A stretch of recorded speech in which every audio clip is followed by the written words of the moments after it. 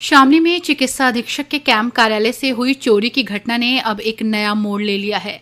चिकित्सा अधीक्षक डॉक्टर दीपक चौधरी ने शुरुआती बयान में अलमारी से 5 लाख रुपए से अधिक की नकदी चोरी का दावा किया था, लेकिन पुलिस ने मामले का खुलासा करते हुए चोरी की रकम केवल 60,000 रुपए बताई है। पुलिस ने इस चोरी के आरोप में एक अभियुक्त को गिरफ्तार किया है, जो चिकित्सा अधीक्षक के कार्यालय पर झाड़ू पोछे का काम करता था। पुलिस ने चोरी के कुल 60,000 रुपए में से 32,000 रुपए नगद और वारदात में इस्तेमाल की गई एक बिसौली बरामद कर ली है। हालांकि शुरुआत में बताई गई 5 लाख रुपए की भारी रकम और पुलिस द्वारा बताई गई 60,000 रुपए की राशि के बीच का बड़ा अंतर अब चर्चा का विषय बना हुआ है।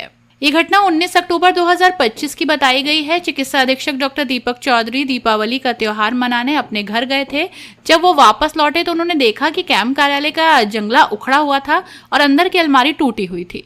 करीब 10 दिनों तक चोरी का खुलासा न होने पर डॉक्टर ने स्टाफ के साथ कोतवाली पहुंचकर धरना प्रदर्शन किया था।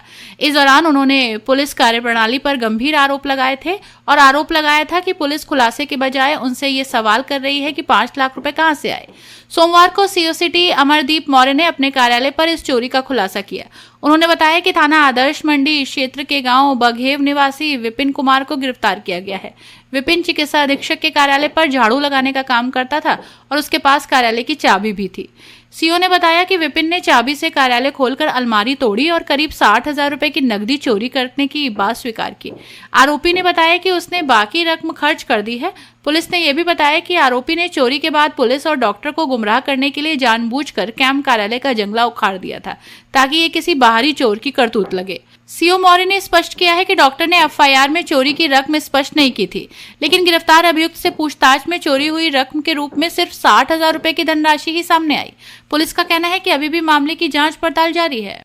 सर, सीएससी प्रभारी की चोरी का खुलासा किया है सर, क्या पूरा मामला है सर? ये 19 अक्टूबर को यहाँ सीएससी शामली पे जो चोरी हुई थी, वहाँ एक डॉक्टर उसी सीएससी के प्रभारी हैं, डॉक्टर दीपक नाम है उनका, वो अपने घर गए हुए थे। बाद में जब वहाँ से आए तो उन्होंने बताया कि उनके घर में जो है चोरी हो गई, अलमारी को तोड़ करके जो है कुछ नकदी रुपयों की चोरी कर ली गई। इसमें थाना कोतवाली पे एक अभियोग का पंजीकरण किया गया था, टीमें लगी हुई थी। आज उसमें एक सफलता मिली है और उनके यहाँ एक व्यक्ति काम करने वाला था जिसका नाम था विपिन। वो वहाँ झाड़ू पोछे का काम करता था और डॉक्टर साहब कभी कभार उसको चाबी दे करके चले जाते थे। उस दिन चाबी उसी के पास थी। पूछताछ पर उसने बताया कि वो चाबी से दरवाज़ा खोला था और अलमारी तोड़ा था। अलमारी में से 60,000 रुपये जो है निकाल लिया था और 32,000 रुपये उसके पास से बरामद किए गए। शेष 28,000 रुपये उसने दीपावली पर्व, छठ पर्व जो भी था उसका उसमें खर्च कर दिया था। और जिस चीज़ से उसने अलमारी तोड़ी थी उसके लिए बिसौली का प्रयोग किया था, उस बिसौली को भी बरामद कर लिया गया।